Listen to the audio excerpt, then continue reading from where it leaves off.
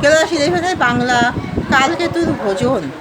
কালকেতুর ভোজন লিখেছেন মুকুন্দ চক্রবর্তী। কালকেতুর ভোজন।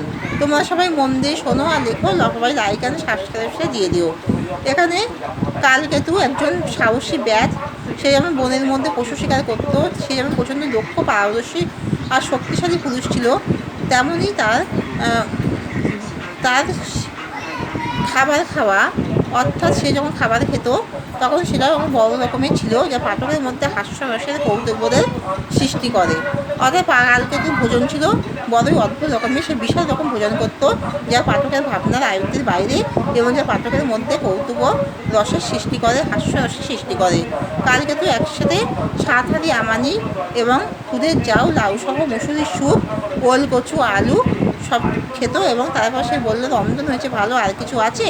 তখন ফুল্লরা হরিণীর পরিবর্তে 1 হাঁড়ি দধি দেয় এবং তাই দিয়ে সে 7 হাঁড়ি অন্ন খায়। এবং তারপর সে একটি তাদের সমান করে সেই মুখে গ্রাস তুলছিল এবং কালকেতুর ভোজনও ছিল অদ্ভুত। এবং খাবার পরে সে হরিণীকে দিয়ে মুখ শোধন করে। এখানেই শেষ করলাম।